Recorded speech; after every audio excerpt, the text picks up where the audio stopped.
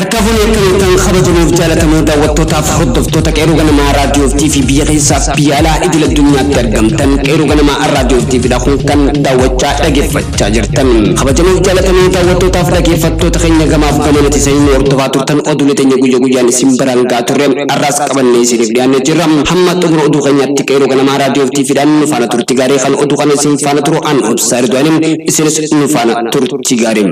Parlament Madwa Abraham Turisa Ibsarati Gavati Jiram Dimma Barata Karoda Besa Mumme Sera Torban Darbin Ormada Tumuramen Seran Walkabate of Galavatim Hadataman Korotame Ummataf Ifa Akato Min Mari Bakka Boto Mata Base Tijiram Tajajila Odu Ethiopia Akka Gabaseti Korenda Bipin Mota Humna Namafi Technology Manamaricham Dua Karo Kabisam Abraham Turisam Ilalchisem Kamadim Maisan Lalatuame Ibsa Gafati Tijrachun Dubbatem Directory All Ana Agency Madali Barnota fi Kormata Bialisa Dr. Dilamo Oteram Karoda Besa Hanaf Namni Kormata Devisu Kopae Kormati Chaguyo to Sajif Negoman Tumuramu Guyadu Mamo Deka Commission Dabarfate Argamufin Namni Deka Sodomi Olive Dabarfame Kormata Raka Hintenyes Ibsan Itituran Taus Karoda Besa Taun Isam Ilal Chagesa Gale Kormati Chaka Furatun Gocho Nidandama Turanis Kajel Chikormata Korotamu Hayamo Ditun Hankina Umechun Bachat Jiran Korenta Bikun Rakon Kun Akamin Akamurate Agency Waldalin Nikon Kan Isalatu Walin Korate One Turef Ifati Akagabasus Kavate Jiram Karoda Besabarata Sera Abraham Turisam Akamin Akof Jezefi Akaka Iti of Jesudan Deratim Manamaritif Arantana Ipsi Latama Jiratus Gafide Atani fi deebisanis kan allatamu je eegamaati jira jechuun maddim agency biyyaalessa Itoophiyaa gabaasaati jiram.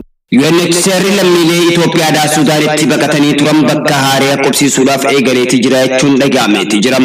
Dhaabbata biyyoota gamtoomanitti jaarmiyaaleen dhimma baqattootaa UNHCR marsaa jalqabaatiif baqattoota Itoophiyaa naannoo Tigraay dheessuudhaan Suudaanitti qubachiisuudhaaf eegaluu isaa ibseeti jiram. Ammallee baqattoota haaraa daangaa Suudaan ce'ee jiran galmeessuudhaaf itti fufee kan jiran yeroo ta'u dubbii himaan dhaabbatichaa Andrej Machin dubbateeti jiram.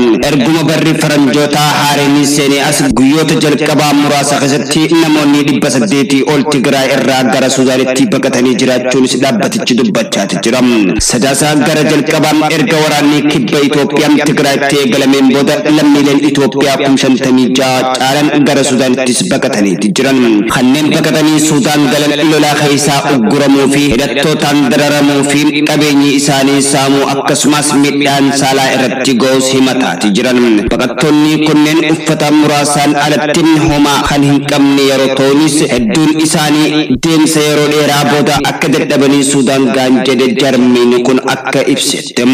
Akka dhaabbata kanaatti baqattoota kunneen keessatti 30 kan caalan umriin isaanii waggaa 18 gad kan jiran yeroo ta'u 5 kan ta'an ammoo waggaa 60 olis ta'e adda baafameeti jira. UNHCR fi Komishiniin dhimmoota baqattootaa Suudaan mootummaa biyyattii waliin ta'uudhaan baqattoota bakka isaan jalqabaa wayita Suudaan galan qubatan irraa gara mooraa baqattootaa qubachiisuudhaaf eegaluus himaniiti jiran. Baqattoonni wayita gara Suudaan ce'anii daangaa irraa qubatan waan ta'eef daangaa irraa gara bulchiinsa Gadaariif geessuudhaan qubachiisaa jirra jechuudhaan Andrej Machin dubbatteeti jira. Iddoon da'oo baqattoota daangaa irraa jiru yoomurraa Kuubaan jaamuu guutaa waan jiruuf achirraa gara mooraa haaraa Taandihaatti baqachiisaa jiraachuus himaati jiran. Kunis nageenyummaa baqattoota mirkaneessuu fi jarra fayyaa akka jiraatan gochuudhaaf kan jaanis dubbatamaati jira. Mooraan haareen kun magaalaa Gadaariif irraa kiiloomeetira 136 fagaatee argama. Hanga dilbata darbeetti baqattoota 580 ta'an mooraa haaraa kana keessatti qubsiifamanii jiraachuunis dubbatameeti jira. Baqattoonni kunneen iddoo da'oo baqattoota daangaarra jiraniin viileej 8 jaamuun beekamu irratti kan qubsiifaman ta'eeti jira. Iddoon inni da'oo baqattoota Amtayat Jamurras torban kana qobsi sufni egalle churanis Andrej Machin dubbate jiram iddon dawo lamanittu ummanni walratti kan heddummaate fi dawo kunneen dangarratti argamu isani rakkoo nageenyaatiif kan saaxilamanis jechuun dubbata jiram hojii baqattoota qobsiisuudhaan marsaa jalqabaa mooraa Tandahat keessatti dukkaanni kun tokko dhaabbatee namoonni 500 caalan ammoo keessummeessus eegalee akka jiru dubbata jiram torbee itti aanan akkuma namoota hedduu qobsiisuu deemaniin dukkaanni dabalaa deema jechuudhaanis qondaalli kun dubbate jiram yeroo ammaa jaarmiyaaleen garagaraa namoota 20 ta'an iddoo daawoo baqattoota Yuma Kuubaa jaamutti deeggarsa kannaa kan jiran ta'uunis beekame jiram mooraa baqattoota Tandabaa keessatti jaarmiyaaleen deeggarsa ji'aan dabalamaa jiraachuu dubbatamaa jiram mootummaan Sudaan daangaasaa baqattootaaf banaa godhee simachuu kan galateeffate UNHCR garuu ammallee garuma mootummaa kanaan bira dhaabbachuudhaan deeggaruu feesisaa jechuun dubbate jiram baqattoonni walitti heddummaatanii fi bishaan qulqulluu fi nyaata dhiyeessuun akkasumas qulqullinni akka eeggatan gochuudhaaf dirqamas jeeti jiram tarkaanfiiwwan ittisaa koronaa vaayirasii hordofamuu qaban kanneen akka qorannoo fi adda of baasanii asitti kabajamus qaba jechuudhaanis dubbatamaa jiraatus ji'a caamsaa keessaa waytiin roobaa waan eegaluuf san dursa dhimma mooraa baqattootaan itti yaadamuu akka qabus dubbatamaa jiram mallinni doolaara Ameerikaa miliyoona 40 waada galamuu fi kan himan UNHCR kun ammoo baajata baqattoota Itoophiyaa Sudaaniif Jibuutiin keessa jiran deeggaruudhaaf barbaachisu keessaa 37 qofaas jeeti jiram baqattoonni lammiilee Itoophiyaa biyya Saudi Arabiyaa keessatti hidhamanii jiran dararfamaa fi gidirfama hamaa keessa jiraachuun himamaa jiram biyya Saudi Arabiyaa keessatti manneen hidhaa garagaraa keessatti baqattoota lammiilee biyyoota adda addaa guutee jiraachuu gabaasni Amnesty International fi Human Rights Watch yeroodhaan gabaasa isaa baasaa addeessee jiram namoota hidhamanii jiran kanneen keessaa lammiileen Itoophiyaa ilmaan Oromoo kumaatamaan lakkaa'aman jiraachuus baqattoonni hidhamanii mana hidhaa guddaa garagaraa keessa jiraatan namoonni sagalee isaaniitiif viidiyoo achirraa waraabame mirkanaa'uu danda'a jiram hidhamtoota kanneen keessatti daa'imman xixiqqaa fi namoota dhukkubsattootaa fi kanneen dhibee sammuu qabanilleen akka argamanis ragaan viidiyoo marsaa hawaasummaa irratti gubbaratti waliif qoodamaa tamsaa ture ni agarsiisa mana hidhaa biyya Saudi Arabiyaa magaalota akka Jeddaa fi Riyaad baqattoota hidhamanii kunneen mana dhibbataa keessatti heddumminaan hidhamuu isaaniitii fi dhukkubaaf saaxilamaa jiraachuun himataa jiran hanga ammaan kanatti baqattoota kanneen keessaa namoonni dhukkubsatanii yaala fayyaa homaallee akka hin argatinis himachuudhaanis rakkoo nyaataa fi bishaanii akkasumas irra ga'uu fi akka qabanis waywaachaa kan jiran yeroo ta'u kanarraa hubachuunis viidiyoon isaan gadhiisanis hubachuun danda'ameeti jiram hidhamtoonni kunneen hedduun isaanii waggaa tokko oliif manneen hidhaa kanneen keessatti rakkachaa jiraachuu kan himan yeroo ta'u guyyaadhaan gara guyyaatti baqattoonni haareen itti dabalamaa jiraachuunis himamaati jiram Saudi Arabiyaa keessatti hidhamuun lammiilee biyyoota adda addaa kanneen ilaalchisee dhaabbanni mirgoota namummaa falman Amnesty International dabalatee Human Rights Watch fi UNHCR deebiidhaan Saudi Arabiyaa baqattoota hidhamanii kana akka hiikaniif gocha sarba mirga namummaa akka gadhiisaniif waamicha dhiyeessanii turan haa ta'u malee garuu ammoo mootummaan Saudi Arabiyaa dhimma kana ilaalchisuudhaan deebii yoo kennu baqattoonni hidhamanii jiran kunneen biyya hin qabanii mootummaan biyya isaanii akka fudhatuuf waamicha taasifnus fedhii isaanii lammiilee ofii gara biyyatti deebisuu irratti qaban hin jiru jechuudhaan mootummoota lammiilee jaanii jiran kanneen komachaa jiraachuun deebii isaanii laatan taateeti jirti baqattoota kana gidduudhaan ilmaan Oromoo mana hidhaa kanneen keessa jiranis mootummaan gara biyyatti isaan deebisuudhaaf fedhii akka hin qabne irra deddeebi'aa yoo himatanis ni dhaga'ama gara biraatiin akkuma dubbatamaa jirutti kan dhukkubsatee fi dawaa akka kananii fi dararaa fi reebicha akka nuuraarsaa jiran jechuun dubbachaati jiran mormii gaggeessaa tures garuu ammoo mormii keenya adabatti innuuf deebifamee jechuudhaan baqattoota keessaa namni Amin Usman Jaamus akka BBC Afaan Oromoo wajjin turtii taasiseeti ture komii baqattoota hidhamanii jiranii kunneen keessaa sababeeffachuudhaan deebii mootummaan dhaguudhaaf BBC'n ministeera hajaalaa Itoophiyaadhaa gaafatee akka ture gabaasaa majjiijaa baaseen ibseeti ture akka ministeerri hajaalaa biyya biyyattii BBCf deebii kananitti mootummaan itti deddeebiidhaan